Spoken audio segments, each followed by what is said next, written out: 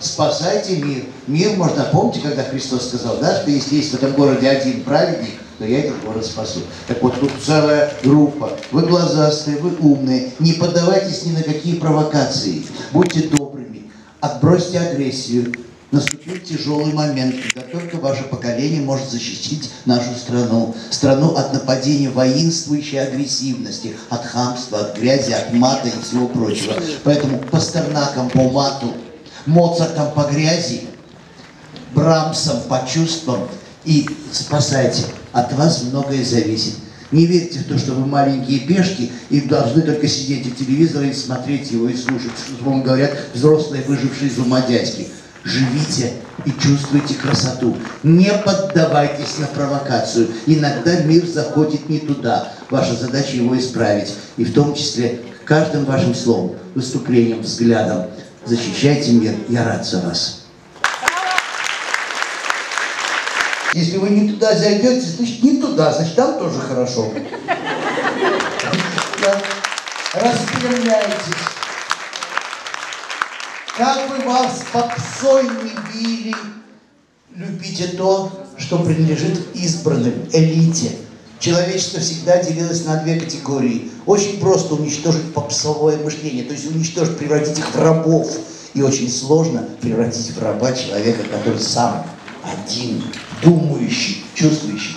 Со временем рожайте детей и с самого детства давайте им музыку барокко, Вивальди, Моцарта.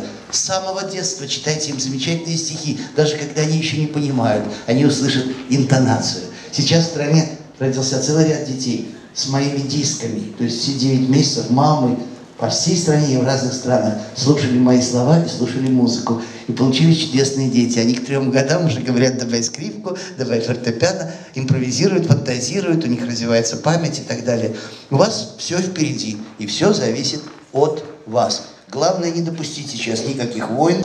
И разрушили тогда старые подвалы арбатские, построили такую скучную среднеевропейскую пешеходную улицу, из которой в какую сторону не пойдешь, там тоже скучно и противно. А разрушили эти странные старинные московские подвальчики, эти переулочки, улочки уникальные. Я тогда еще не знал, что через 2 недели разрушат Арбат, и я написал такой стих в Москве.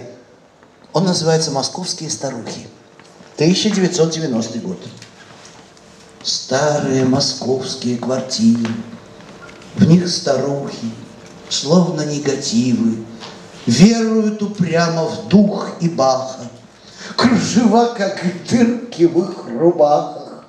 Правнуки Петова беспартийны, путают иконы и картины. Остальные говорят: о, время, про зарплаты, пенсии и премии. А когда семьей вернутся с дачи, не играют Шуберта, не плачут. А старухам жить осталось мало. Вторят им арбатские подвалы. И второй стих, который называется «Вечер на Воробьевых горах». Бывшие Ленинские горы, бывшие Воробьевы горы. За калейдоскопом переименований и переворотов можно не услышать старых колоколен и коронований, где дома горбаты и богаты крыши, где живут, скрываясь, Спасы и Покровы, там, где заблудились Пастернак и вечер, там, где пишет мастер и стучит по кровле дождь, который с неба и который течет. Браво!